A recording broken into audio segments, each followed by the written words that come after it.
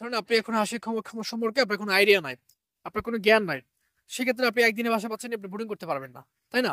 আবার যদি 1 মাসের নেন, তারপরে যে আবার ভ্যাকসিনের সমস্যা আছে, বা নতুন নতুন আপনি তো নতুন, আপনি তো বুঝবেন না, তাই না?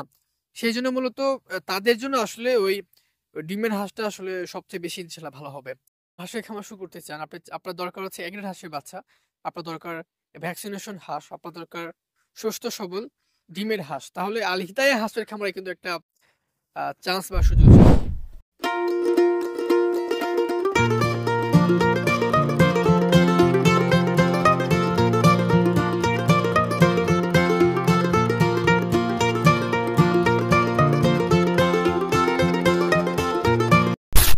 দর্শক, আজকের ভিডিওতে আপনাদেরকে রানী ডিপ্পার হাঁস দেখানোর চেষ্টা করব।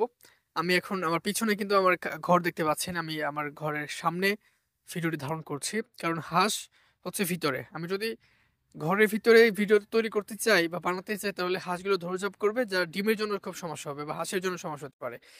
তাহলে আমি সেই জন্য আসলে মূলত ঘরের সামনে আসে ভিডিওটি ধারণ করা। তো এই ডিমের হাঁস আসলে কাদের জন্য?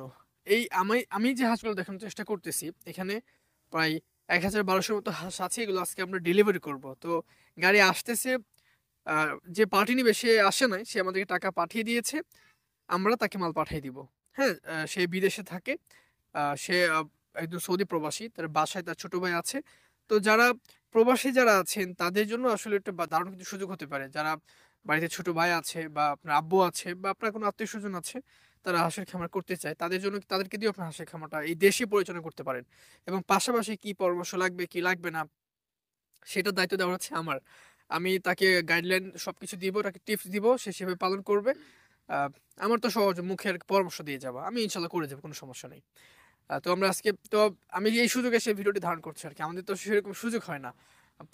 প্রায় সময় যদি আমরা ভিডিও নিয়ে তৈরি পড়ে থাকি, আমাদের খামারে কি অবস্থা হবে বুঝতে পারছেন। মানে আমি একদম ফ্রি হলে, মানে মোটামুটি ফ্রি হলে আমি আসলে ভিডিও ধারণ করি।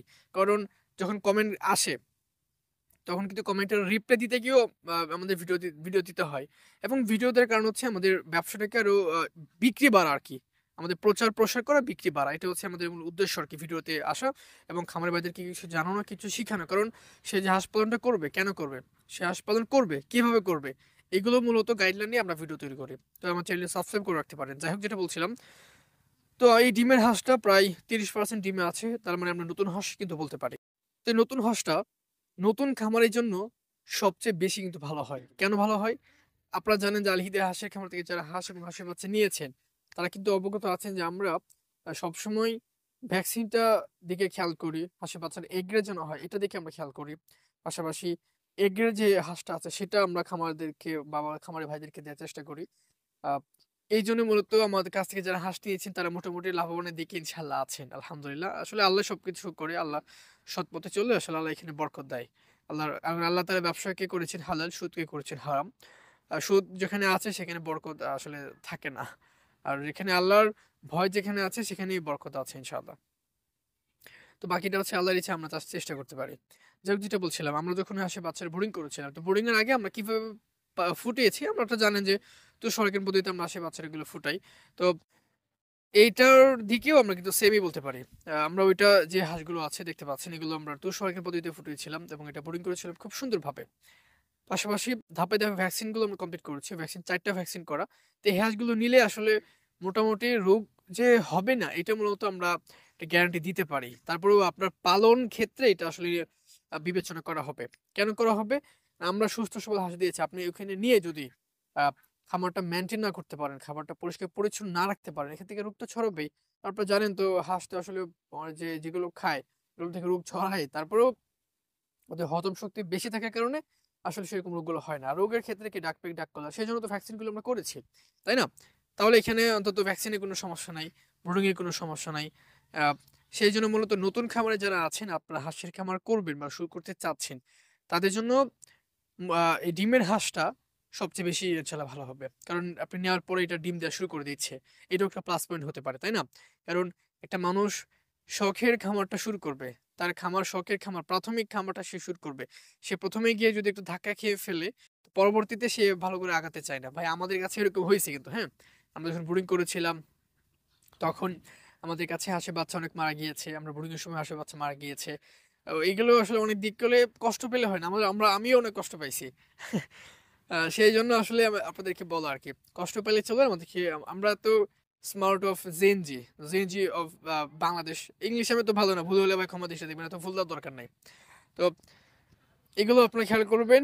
এবং আমরা স্মার্ট ছেলে, আমরা বাংলাদেশে আমরা এগ্রিকালচারকে আরো ইনশাল্লাহ এগিয়ে নিয়ে যাব। আমরা বাংলাদেশের আমিষের চাহিদা অধিকাংশ মিটিয়ে মিটিয়ে আসছি। আমার বাবা একজন হাঁস খামারি, আমার বাবা একজন ইন্টারন্যাশনাল ডাক ফার্মার, আমার চাচার একজন হাঁস খামারি। মূলত আমাদের এখানে কি এলাকার বা নেত্রকোনা এলাকার মোটামুটি প্রায় হাঁস পালনের জন্য প্রচলিত। তো আপনি যদি একদিন আশেপাশে নিতে চান নিতে পারবেন।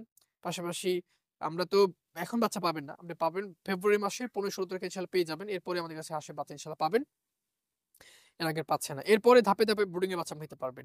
তো বোর্ডিং আমরা বড় করবো, তারপরে 1 মাস 2 মাস 3 মাস যা লাগে আপনি আমাদের কাছে নিতে পারবেন ইনশাল্লাহ। তো দর্শক, মূলত এই ছিল আজকে ভিডিও। নতুন খামারে যারা আছেন তাদের জন্য ডিমের হাঁসটা কতটুকু ভালো হবে বা কাদের জন্য আসলে ভালো, এটা আমি কি বলি। ধরুন আপনি এখন হাঁসের খামার সম্পর্কে আপনার কোনো আইডিয়া নাই, আপনার কোনো জ্ঞান নাই, সেক্ষেত্রে আপনি একদিনে বাসা পাচ্ছেন, আপনি বোর্ডিং করতে পারবেন না, তাই না? আবার যদি 1 মাসের নেন, তারপরে যে আবার ভ্যাকসিনের সমস্যা আছে, বা নতুন নতুন আপনি তো নতুন, আপনি তো বুঝবেন না, তাই না? সেই জন্য মূলত তাদের জন্য আসলে ওই ডিমের হাঁসটা আসলে সবচেয়ে বেশি ইনশাল্লাহ ভালো হবে। তো দর্শক, তাহলে আমি এক্সপ্লেন তো করলাম যে ডিমের হাঁস কাদের জন্য ভালো হবে। যদি কোনো সমস্যা না চান, ডিমের হাঁসটাকে আপনি খামার শুরু করতে পারেন।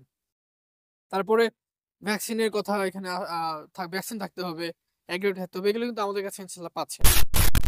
তো দর্শক, এই ছিল আমাদের আজকের ভিডিওটি কেমন হচ্ছে অবশ্যই জানাবেন। যদি হাঁসের খামার সম্পর্কে কিছু জানতে চান, আমাদের কমেন্ট বক্সে লিখে দিতে পারেন, আমরা আপনার কমেন্ট অনুযায়ী আলাদা একটা ডেডিকেটেড ভিডিও দেওয়ার ট্রাই ইনশাল্লাহ করবো। তো সবাই সুস্বাস্থ্য কামনা করে শেষ করছি আমাদের আজকের ভিডিও। সবাই ভালো থাকুন, ভালো রাখুন, এই প্রত্যাশা সবাইকে। আসসালামু আলাইকুম রহমতুল্লাহ।